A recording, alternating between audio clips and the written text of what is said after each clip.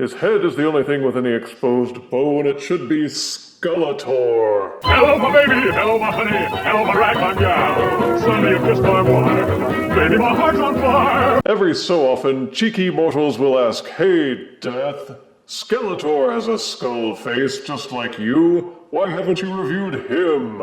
Alright, fine. Behold, Masters of the Universe Vintage Collection Skeletor from Mattel. The 80s brought action figures and promotional TV series together in a brazen and magical way. It was a time when many franchises came into being thusly, including Transformers, G.I. Joe, Mask, Wheeled Warriors, and of course, He-Man. Mattel took sword and sorcery and threw it in a blender along with science fiction, and Masters of the Universe was the result, with the Conan-like He-Man as the hero, pitted against his blue-skinned nemesis Skeletor, both of them fighting for control over Castle Grayskull or two halves of some kind of power sword. Take your pick. They couldn't make up their minds either. Somehow, Filmation landed the honor of helming the animated series based on the toys. And it all just seemed to jive with the figures selling like hotcakes, and the series being watched like hotcakes. But you can't deny they infused the Masters of the Universe characters with personality, and perhaps none better than Skeletor himself. Sometimes cowardly, sometimes brilliant, oft-times savagely denouncing his own minions. It's the sorceress, you boob! He carved his place among the big three of early 80s villains alongside Megatron and Cobra Commander. And this figure is in tribute, hence the Vintage Collection. See Skeletor in his windowed box with explosive art. If rocks and lightning bolts flying around all over the place doesn't impress you, I don't know what will. The art on the back doesn't use photos. Instead, they use comic-style illustrations mimicking the art of the original 80s packaging, with blurbs reading, "Ruthlessly schemes to take control of Castle Grayskull and all Eternia." And in 1982, Masters of the Universe took the world by storm with action figures that captured the imaginations of people from here to Eternia. Today, the Masterverse celebrates the original designs as modern 7-inch scale action figures with the Vintage Collection. The instructions, for lack of a better word, are also here. Press Power Sword into hand, press Havoc Staff into hand. Wow. So let's unbox Skeletor and see if Mark Hamill would like to be his voice actor.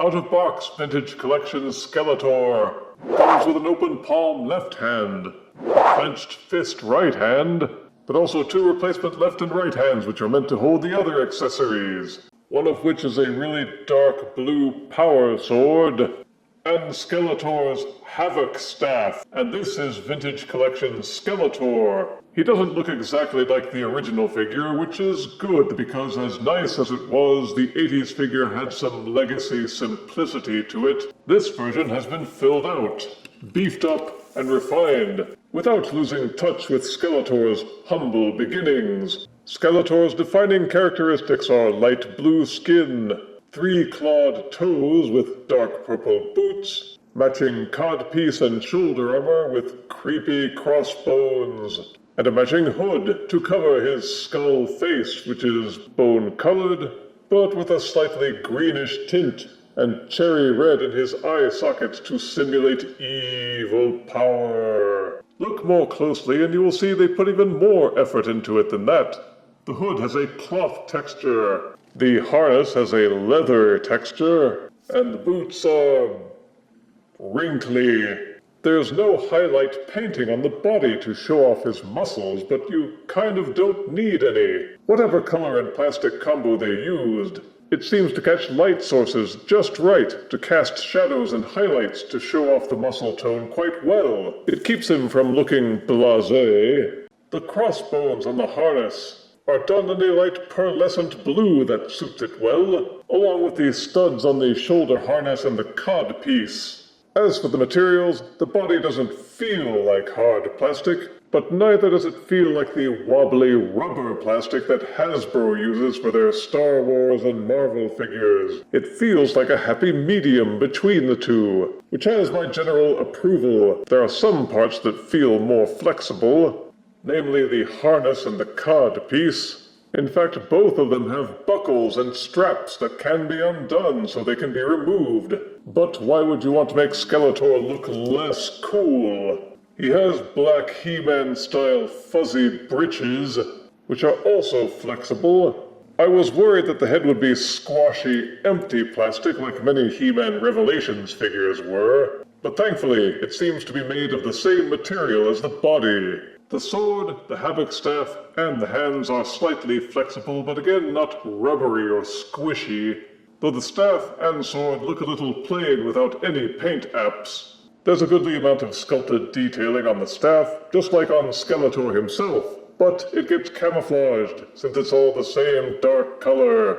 One thing I wish they'd done was to color the area around the neck collar to match the darker color of the hood and the harness, so they would blend together visually. Instead, the neck is the lighter blue color, so it stands out when you try to pose the head. As for features, you can pop out the hands to swap them, though most people will probably leave the grippy hands in since they are made to hold the sword and the staff. You can store the sword in the harness with this strap near the shoulders, and the hands are flexible enough in their grip that you can try equipping them with accessories from other figures. But beyond the Skeletor appearance, the main feature is in the articulation. This figure boasts 30 points of articulation on the box, though they seem to be double dipping on some of the joints. The head will do a full rotation. It will also nod up and down, waggle left and right, though the cuff on the hood seems to limit the articulation so you can't lean the head back as far as you'd like. The arms would do a full rotation if the shoulder harness wasn't in the way, but they will also splay out. There's an upper bicep rotation, double jointed elbows. Though the way the arms are molded, there will always be a slight crook at the elbow. The wrists will do a full swivel. The wrists are also hinged, so the hands will flip in and out. The upper torso is ball-socketed. It will lean to the left and to the right, and also forwards and backwards. The waist will do a full rotation. The legs will kick forward this far, though you have to budge them up against the codpiece and the breeches. They also extend backwards, though not quite as far because of a hard plastic butt flap. Upper thigh swivel. Double-jointed knees.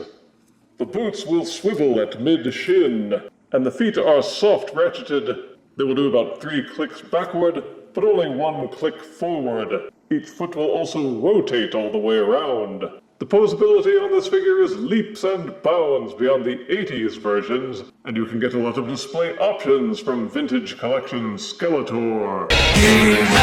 Just slightly over 7 inches and weighing 4.7 ounces, here is Vintage Collection Masters of the Universe Skeletor, next to Hasbro's G.I. Joe Retro Cobra Commander, next to Transformers Studio Series 86 movie Megatron, and Masters of the Universe Deluxe Leech.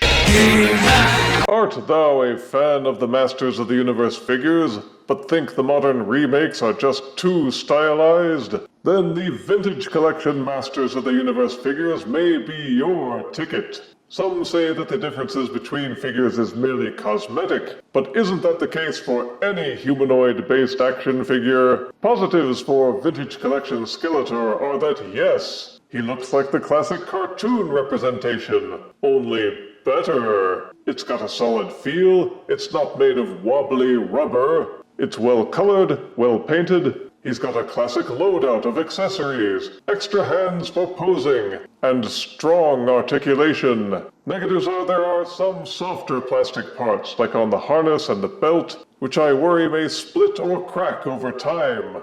The head doesn't tilt as much as I would like, nor do the feet tilt enough for dynamic squatting poses. A moving jaw would have really topped off this figure, and I see no reason why they couldn't have added one, or at least given an extra head accessory with an open mouth. But in the end, I recommend this as a good figure, which can be had for a very good price. And I give Vintage Collection Skeletor 8 out of 10 deaths.